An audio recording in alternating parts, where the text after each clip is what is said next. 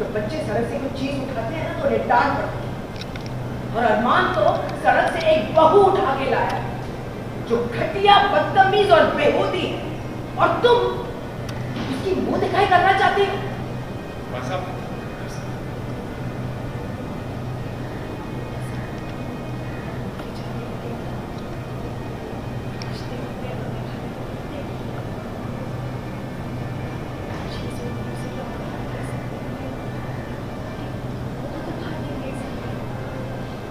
हम फेंकेंगे उसे और इतनी दूर फेंकेंगे कि उसकी सोच भी इस हद तक नहीं पहुंचेगी।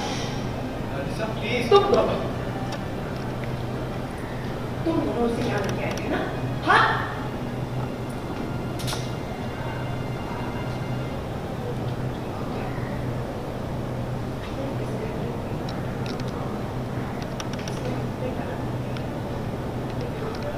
समझा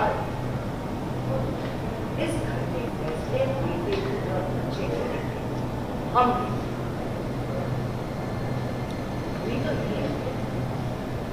वो तो इस घर के तौर तरीके जानता है। तो बेशक तुम्हारा लाडला है रो, लेकिन इसका ये मतलब नहीं तेरी मनमानी इस घर में चले। वो लड़की इस घर का हिस्सा नहीं है और नहीं बनेगी। इस घर में मुंह दिखाई जरूर होगी, लेकिन सिर्फ रूही की। बात खत्म।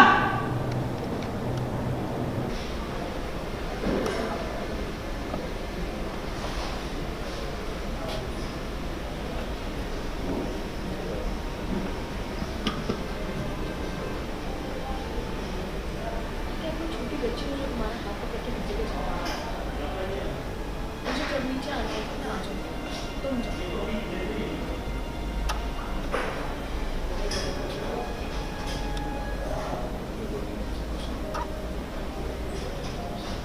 जब भूख लगेगी मैं आ जाऊंगी। अरमान प्लीज हम सीन में देख रहे हैं कि दादी जो है पूरी फैमिली वाले के सामने अबीरा को बहू मानने से इनकार कर दिया है।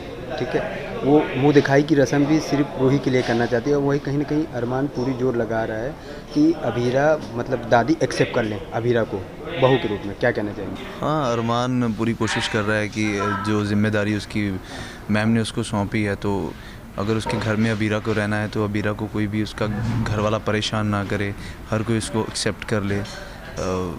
उसकी अरमान की यही कोशिश है कि जो उसने अपनी रिस्पॉन्सिबिलिटी ली है वो निभा सके। वो पैरेलली रखना चाहता है, अपनी फैमिली को भी खुश रखना चाहता है और अबीरा को भी दुख नहीं देना चाहता। That's all. हमने देखा कि दादी के सामने अरमान हाथ जोड़ के भी खड़ा हो गया था कहीं ना कहीं कि अबीरा बहुत प्रॉब्लम में है, उसे हमारे परिवार के सहारे की ज़रूरत है। उसके बावजूद दादी ने ना कर दिया। क्या कहना चाहेंगे? हाँ, अरमान अपने गिल्ट में है, अरमान अपने गिल्ट में जी रहा है। तो उसकी सोच है कि अगर वो अबीरा को घर पे लेके आया है, एक ज़िम्मेदारी अपने घर पे लेके आया, तो उसमें कोई चूक नहीं होनी चाहिए, उसको कोई परेशानी नहीं होनी चाहिए। क्योंकि अबीरा ने अपना सब कुछ खो दिया, उसका सब कुछ माँ थी, तो माँ छोड़ दी, अपना घर छोड़ दिया, तो मेरे घर में है तो वो मेरी रिस्पॉन्सिबिलिटी बन जाता है कि उसको अच्छे से रखना, कंफर्टेबल रखना। और दादी का टेक अपना टेक है, क्योंकि उनको पहले भी हर्ट किया मेरे पापा ने और मैंने वही चीज़ दोहरा दी है। तो दादी का वो जो दिल टूटा है तो वो भी जस्टिफाइड है। तो ये पैरेलली अरमान कैसे सब चीज़ें ठीक करता है, ये तो आपको ये रिश्ता क्या कहलाता है देखना पड़ेगा। अब रूम में आए हैं अबीरा को मनाने के लिए या कहीं ले जाने के लिए, क्या है ओवरऑल सीन वो?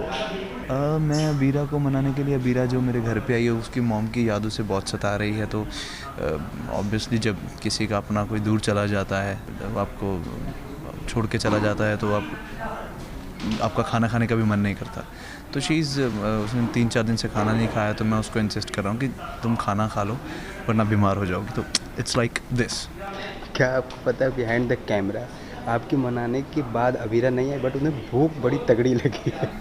जलेबियाँ खा रही थी वो, जलेबियाँ खा रही थी। अभी नीचे से एक और टिफ़िन मंगवाया, अभी यहाँ पड़ा था, बड़ा यूनिक सा टिफ़िन था। तो बहुत खाती है वो, वैसे बहुत फूडी है, सीन में तो कहाँ भूखी रह रही वो।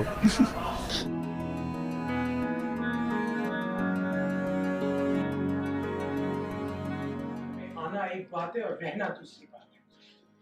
वो लड़की घर में आ तो गई है लेकिन रह नहीं पाई। मुंह दिखाई से पहले वो लड़की इस घर से बाहर होनी चाहिए।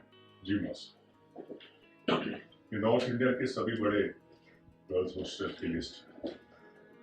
आप जो सिलेक्ट करेंगी वो 20 लाख का चेक देके अभी देखो। Hi, my name is Shivam Khajuria और आप देख रहे हैं टेली रिपोर्टर।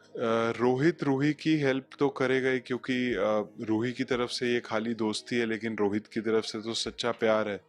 और जैसे उसने देखा कि रूही अपना सामान अनपैक करना चाह रही है, सूटकेस भारी है, तो रोहित उसे छुप छुप के देख रहा था अपनी प्यार भरी आंखों से, और फिर उसने उसकी मदद की और उन दोनों ने मिलके पूरे कबर्ड को, सामान को सेट किया। व्यूअर्स को यही मैसेज देना चाहूँगा कि हमें ऐसे ही प्यार करते रहे और प्यार करते रहें, और आपके अच्छे कमेंट्स मैं पढ़ता हूँ, सुन